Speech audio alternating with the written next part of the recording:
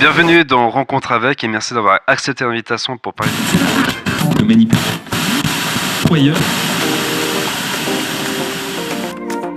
Johan Crocol présente Rencontre avec, un podcast qui va à la rencontre de personnes aux histoires passionnantes de tout horizon.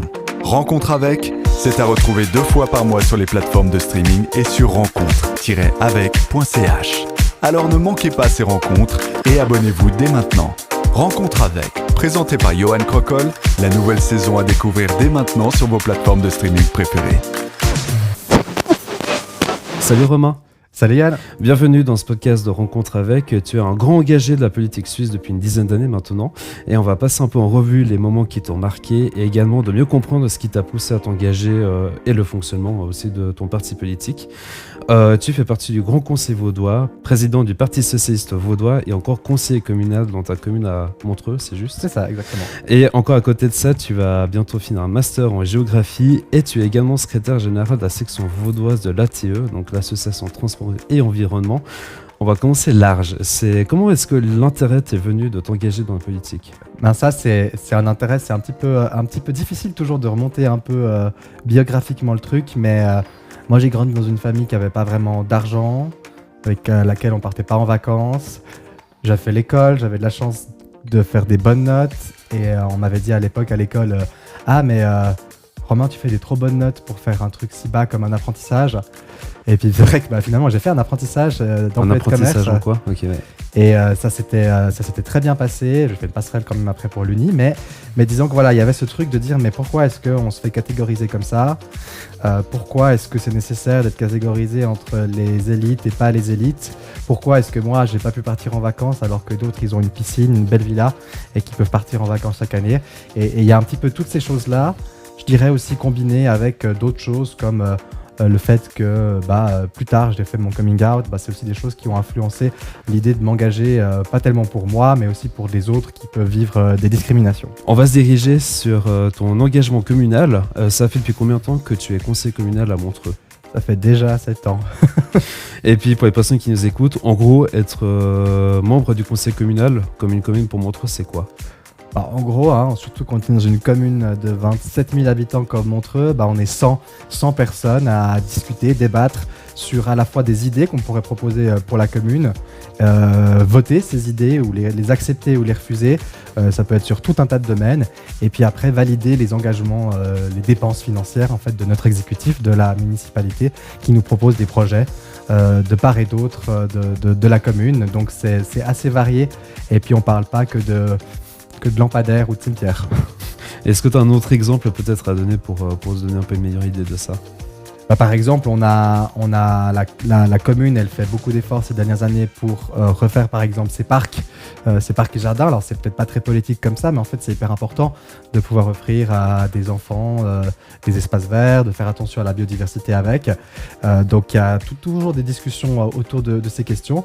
Puis après il y a d'autres questions bien sûr bien plus politiques qu'on aborde régulièrement. Et puis entrer dans la municipalité de ta commune, ça t'a pas attiré ? Déjà, je suis plutôt jeune, encore j'ai 27 ans, donc j'ai le temps de m'inquiéter de la chose. Non, c'est quelque chose qui peut-être m'intéresserait bien, parce que quand on passe des années dans l'arène parlementaire, dans un conseil communal, en fait on fait pas de la gestion, on débat énormément, on est dans des commissions, on travaille certes, mais on peut pas vraiment gérer des projets. Et moi j'ai envie de pouvoir faire ça, alors ça peut être à la municipalité, je pense que ça peut être passionnant, mais ça peut aussi être dans ma vie professionnelle, donc j'ai pas particulièrement beaucoup d'ambition à ce stade, et on verra un petit peu aussi les besoins qu'il y a au niveau de la relève dans la commune.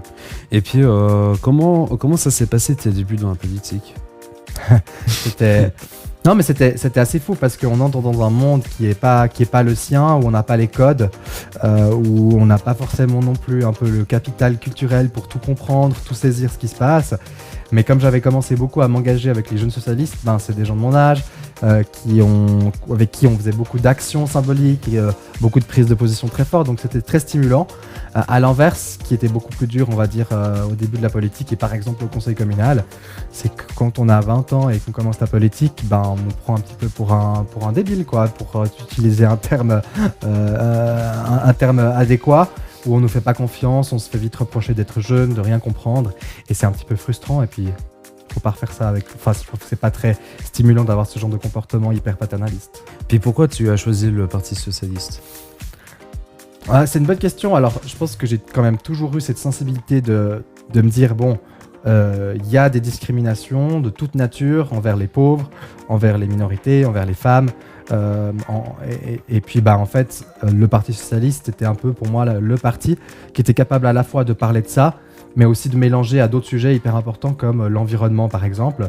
Et puis, je me suis dit, peut-être que idéologiquement, en tout cas, je me situe, ou peut-être plus proche de positions beaucoup plus radicales que le PS. Après, je vois quand même que là où on a le plus d'influence, c'est dans les institutions. Et puis ça, d'avoir aussi être dans un parti, actif dans un parti qui a justement des élus, des forces de travail importantes, et c'est très très stimulant. Et je pense que le tout a fait que j'ai rejoint le PS. Et tu es le président maintenant vaudois du Parti Socialiste. Ça va faire depuis combien de temps que tu mènes ce bateau-là ? Ça fait 1 an, mais j'ai l'impression que ça fait déjà 10 ans. Puis en gros, ton rôle, en quoi ça consiste ? Il y a pas mal de choses. Le rôle du président du Parti Socialiste, c'est à la fois celui qui va faire le porte-parole du parti, entouré bien sûr de vice-présidents puis d'un secrétariat, mais donc on a déjà le porte-parole, donc ça veut dire quand il y a une actualité, quand il y a un scandale, quand il y a une proposition politique, en fait c'est moi qui me colle à ça, donc c'est 5, 6, 7 appels avec les médias par semaine. Après, bien sûr, on a du personnel, donc on a quand même de la politique RH, des trucs un peu moins fun, comme ça. Et puis, en fait, on a tous ces membres, 2000 membres dans le canton de Vaud, 2000 membres dans le canton de Vaud. C'est 2000 membres avec qui échanger, avec qui discuter, créer des projets, gérer les égos aussi. Ça, c'est le monde de la politique aussi, on gère les égos. Et puis en fait, c'est très stimulant parce que c'est très humain, quoi. Et puis, est-ce qu'on peut dire que la politique, c'est beaucoup ne jamais être d'accord sur les sujets ? Moi, j'aime bien dire toujours que ce soit à l'interne du Parti Socialiste ou à l'externe avec le reste du monde politique. Toujours, le Parti Socialiste, c'est pas le parti de la pensée unique, c'est le parti de la pensée unie. Donc, en fait, on a vraiment cette différence d'opinion dans le parti et en dehors du parti. Si on était toujours d'accord, on ferait peut-être pas de la politique, en fait, parce qu'on n'aurait pas besoin. Donc, c'est plutôt stimulant de pas être toujours d'accord sur des choses. Après, dans le PS, dans les fondamentaux, on est globalement sur la même longueur d'onde. Pour vous qui nous écoutez, il est dorénavant possible d'interagir en laissant un petit message en dessous de la description de ce podcast sur Spotify sur ce qui vous a marqué durant l'épisode. Et puis bien sûr, les réponses seront publiées directement juste en bas de la description. On va passer au défi que je donne à tous mes invités. Je vois ton sourire, tu sais exactement ce que je te l'ai dit. En gros, je vais te poser des questions qui n'ont absolument aucun lien les uns par rapport aux autres. Et ton objectif à toi, c'est d'en répondre à un maximum avec des phrases complètes. Je tiens à préciser. Avec des phrases complètes. Comme ça, en fait, on va pouvoir mieux te connaître au travers des questions. Voilà, tout qui est dit, est-ce que tu es prêt ? Allez, c'est parti.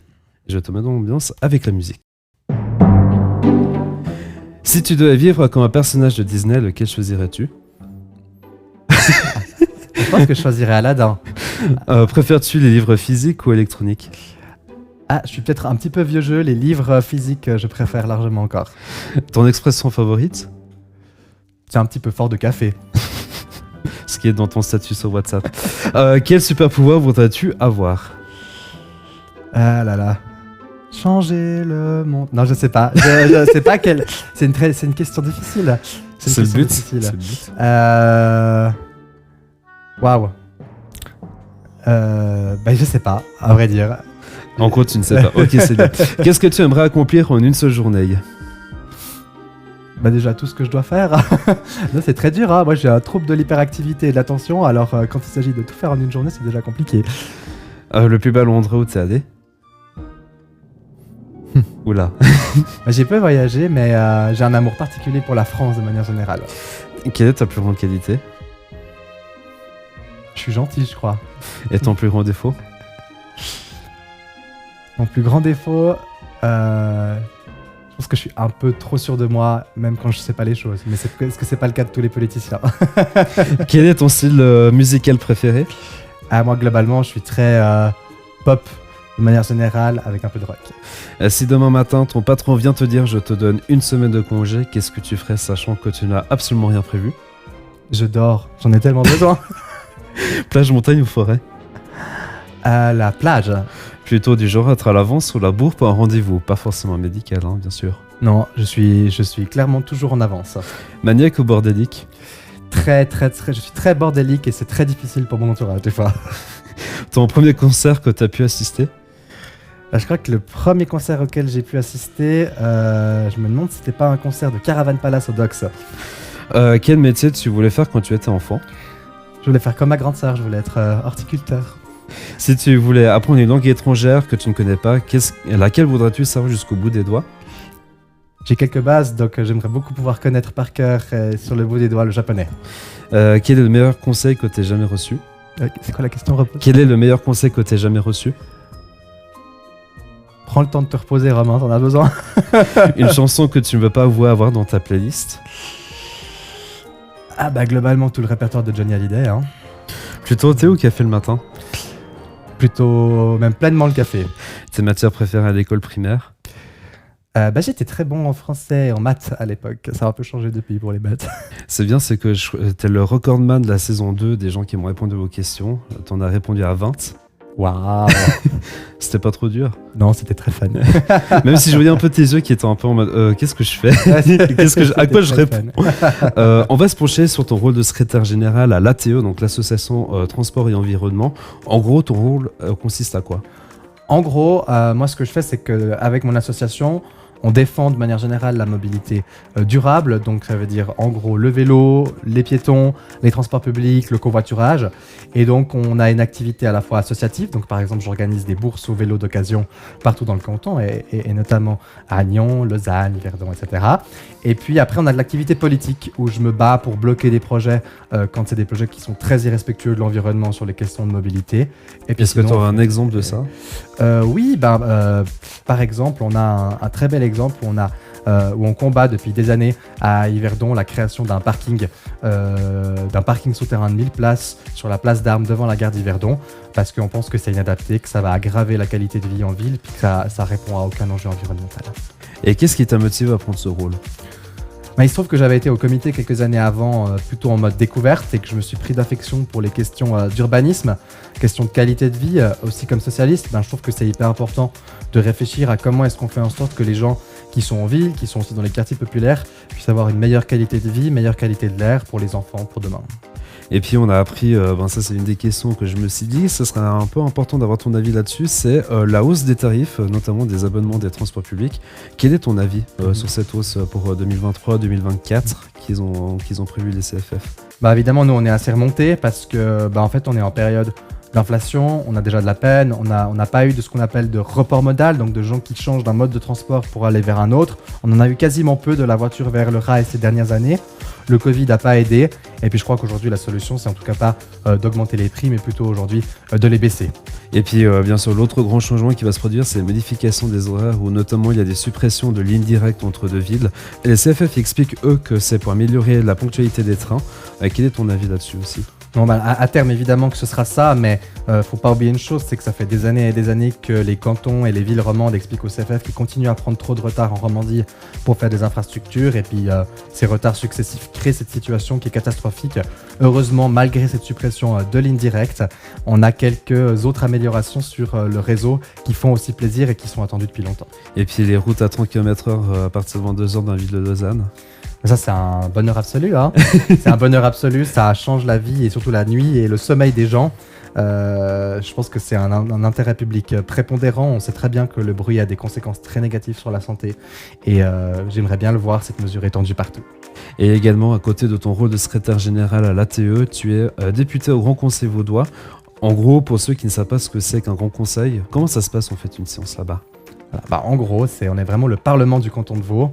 Donc on vote les lois, on se réunit une fois par semaine, une journée entière par semaine, et puis avec des commissions à côté bien sûr. Et puis on a le Conseil d'État, l'exécutif, qui nous propose une série de lois. Nous aussi, c'est un petit peu comme le Conseil communal. En fait, on peut faire des propositions, on peut interpeller le Conseil d'État quand il y a quelque chose qui se passe dans le canton, dans l'actualité. Par exemple, j'ai pu interpeller récemment le Conseil d'État sur une situation compliquée au gymnase de Burier, avec un blog d'extrême droite qui avait été créé sur le campus et qui pose pas mal de problèmes. Un souvenir qui t'a marqué en tant que débuté?